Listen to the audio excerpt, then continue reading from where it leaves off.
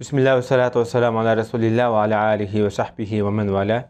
Jalaldi Suyuti rahmetullahi aleyhine Halifler Tarihi namlı kitabındaki dersimizdeki devamında bugün Abbasilerin 7. halifesi Ma'mun'un hilafet zamanı ile tanışmışız. Bu adam Hicriye 198 yıldan Hicriye 218 yılgacha davr sürgen.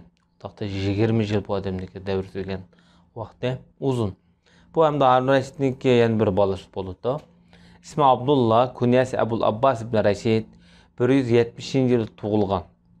Yani Cuma günü Rabiul Avval ayınki o'ttirlari shu Cuma günü kechda.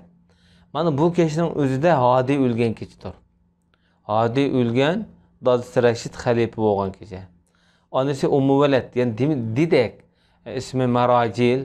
Bu ayol hamda shu Ma'munni tug'gan nipasda o'lib ketgan.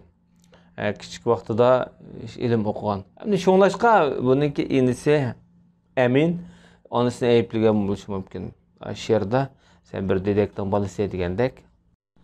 O'z davrida o'zining dadasidan Hushaym, Abbad ibn Avvam, Yusuf ibn Atiya, Abi Muaviya Zarir, İsmail ibn Uliya yoki Aliya, Hajjajul Awar qatorliq mushularning tabiqasidagi muhaddislardan ulamolardan hadis anglagan. Çünkü bo'lib Abi Muaviya bilan İsmail ibn Uliya dağınıq meşhur muhaddislerden. İmam Buxoriy, Nasai Buxoriy namlı kitabıda bularning tarjimonini deb o'tdik. Bu kishini Yazidi ismli bir odam adab, axloq, qoida yo'lini o'rgatgan. Dadasi buningga yutlardan faqihlarni yig'ib berganda, faqih degani bu yerda shu o'z zamonasida eng yetuk ulamolarni ko'rsatdi. Burunqi zamandaki faqih bilan hozirgi zamandaki faqih atalg'usi orasida osmon zamin farq bor. Bu odam fiqh ilmida, arab til ilmida, yani kishilarning xalqning qadimgi rivoyatlariga munosabatlik kunlarda, yani xalqniki qissa hikoyalariga mishlab o'tmishdiki, mushahatda alayda gavdlik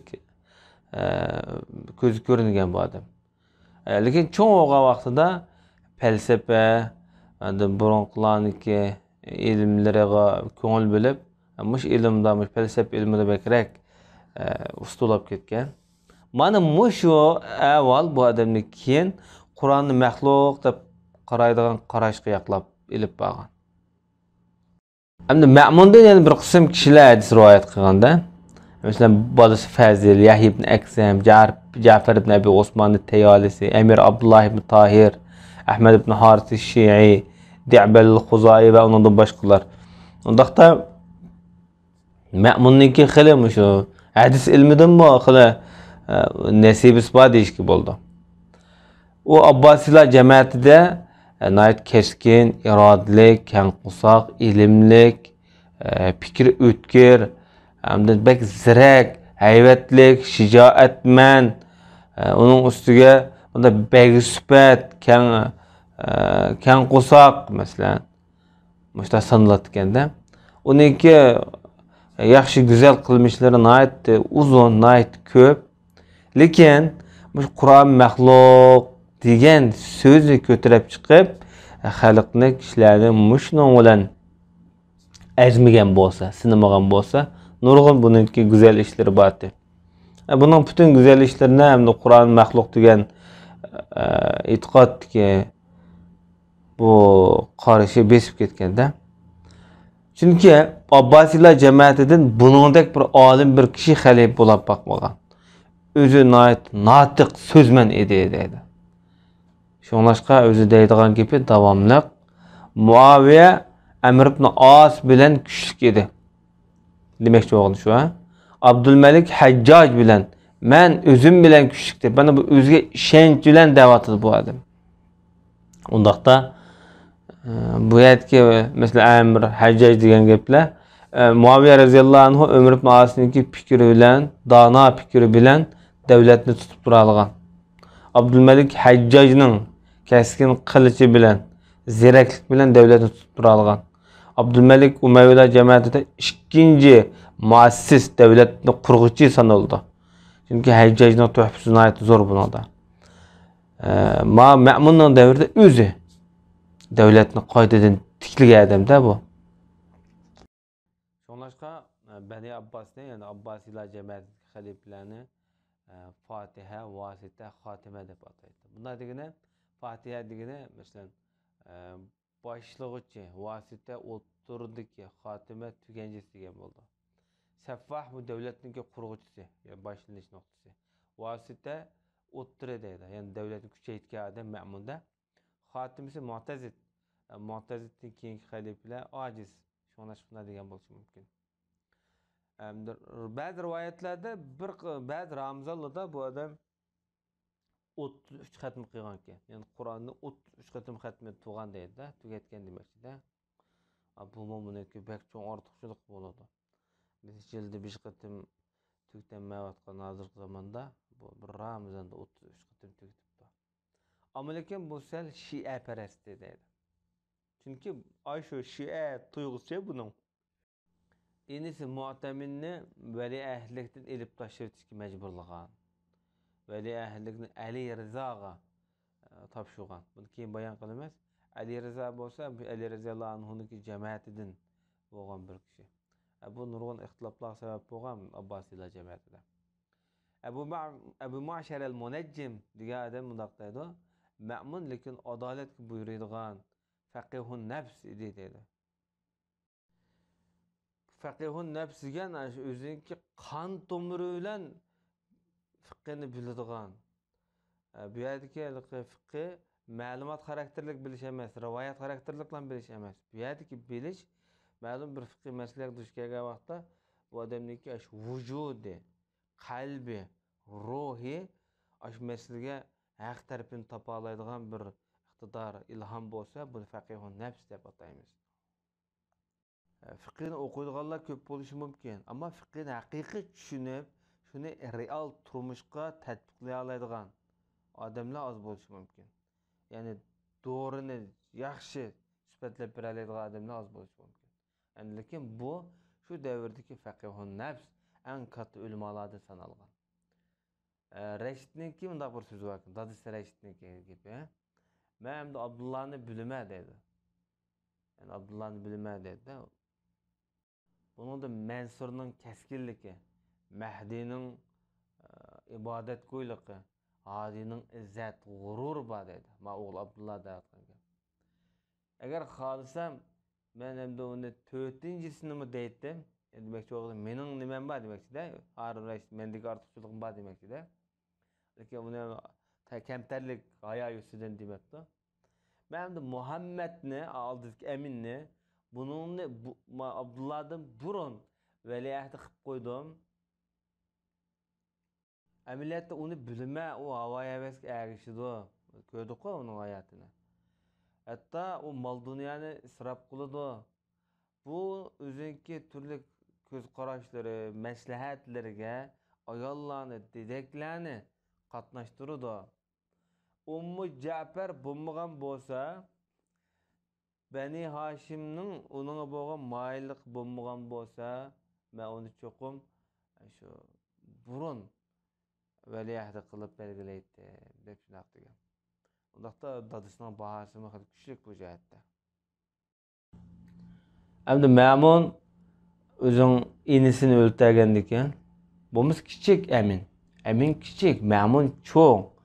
Şuna bosma şu bir kısım Ar-Raşid'deki en çok hatalığı ayollarning maslahati tüpeylidən anısının bulup ayolniki anısının tüpeylidən eminni burun qilib qo'yganda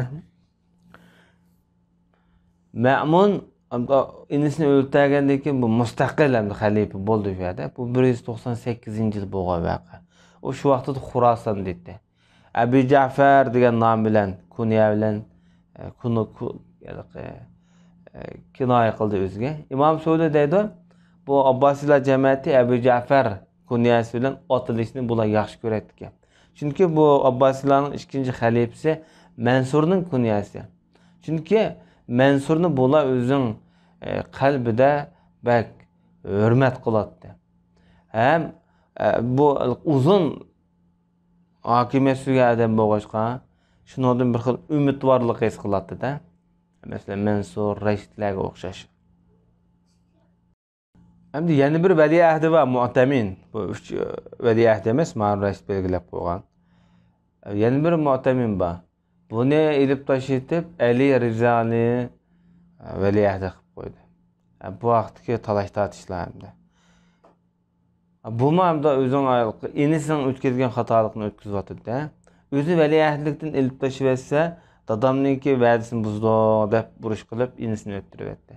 O'zining xalifa bo'lgan vaqtida hamda yana bir inisiniki veliahdlikdan ilib tashib bordi. Siyosat degan shunday aldamchi narsa bu. Hijriya 201-yilga kelgan vaqtida o'zining inisi Mu'taminni veliahdlikdan ilib tashib etdi. Veliahdlikdan bo'lsa o'zidan keyin Ali Rizo Musa Kazimning o'g'li Ja'far Sodiqning nevirasi. Mushuni belgilab qo'ydi. Bu Ali roziyallohu anhu jamoatidan bular ko'p qirilgan odamlar buni. Endi buning bundaq qilishga qandaq nima turtki o'ynagan, rol o'ynagan desa, bu Shia parastlikda bek oshqunroq dedi. Hatta o o'zini xilofatdan tushirdi, o'zini. Hatta bu xilofatni Aliga topshirishni o'ylagan. Hatta buni Alini Rizo deb laqab hurmat nom berganmi mushu. Buning nomi bilan pul so'qqan, hatta qizni bergan buningga. Jutlarga xat yozgan deydi. Abbosiylar burun davlatni qurgan vaqtida qor kiyim kiyatdi. Bu qor kiyim kiyishni cheklab, yeşil kiyim kiyishga burgan. Yeşil kiyim Ali jamoatininki, avlodlariniki keyingi davrdagi siyosiy puroqqa ega bir kiyim hamda. Hatta bu undan boshqa Abbosiylar jamoatiga buni qilgan qilmishi nihoyat og'ir kelib, bunga qarshi chiqib İbrahim ibn Mahdiga bayat qilishdi. Buni Muborak deb nom berdi-da. Ma'mun buni bilan urush qilish uchun tayyorlanib, nurg'un urushlar, nurg'un qalayimqonchiliklar yuz berdi. Ma'mun Iroq tarafga mangdi-da, Xurosondan keldi. Chunki Ali Rizo Xurosonda yashagan Mahdi bilan birga, nima bilan Ma'mun bilan birga. İkisining oraliqi shu vaqtida bek do'stona aloqa kuchaygan bo'lishi kerak. Ali Rizomi 203-yil o'lib ketdi-da. 2 yildan keyin Ma'mun hamda Bag'dod ahliga buning o'lib ketganligi haqida xat yozdi. Sizlar menga hamda qarshi chiqqandinglar, hamda bu valiahdimi o'lib ketib qoldi deb xat yozdi. Demak, bu yerda avvalni texnik tinchlantirmoqchi. Ammo Bag'dodliklar uningga javob qaytargan vaqtda nihoyat qo'pol javoblarni berishdi-da. Ma'mun shuning bilan hamda bu tinchlanmay to'planni Xurosondan askarlar maqdamda. İbrahim ibn Mahdiga bu xabar yetdi-da shuningda. Lekin xalqlar buni e'tirof qilib unmadi. Bu Ma'munniki qo'shin kuchli, bu Xuroson qo'shini bu turklardan tarkib topgan, farslardan tarkib topgan eng kuchli qo'shinlar shu davrda ekan. Shunlar bu Zulhijjada bu yoshirni oldimda İbrahim. Bu faqat endi 2 yil, yani bir necha oy qilib qolgan, yani 2 yildak davr sürdü-da. Bu 8 yil maxfiy yashadi. Bir xalif bo'lib qo'yib 8 yil maxfiy yashadi. Bu ojiz hamda yosh balangiz bo'lsa kerak shu vaqtda. Ma'mun Bag'dodga 204-yili safar edi yetib keldi. Buningga Abbosiylar va undan boshqa kishilar hamda qor kiyimni asli keldi, yeşil kiyimni kiymaydigan buyruq degandan keyin bir oz gangrab to'xtab qolib, keyin ma'qul deb buning qo'shildi hamda. Bo'lmasa yana bu inqilob tugamaydi, to'plan tugamaydi. Endi İmam Suvlayniki deyishcha, uningki ba'zi oil jamoatlari unga degan ekanda, sen bu huquqni tutib tura olasan, sen Ali ibn Abu Talib jamoatiga yaxshilik qila olasan.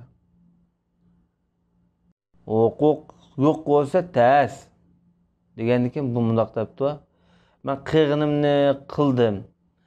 Abu Bakr xalifa bo'lgan vaqtida Bani Hashimdan hech kimni bu ishga ega qilmadi.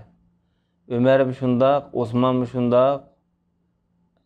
Buni chunki Alini Bakrak yaxshi ko'rdi-da bu ishga aylandin. Bu Shia bo'lg'achqa. Shialik furoq bo'lg'achqa.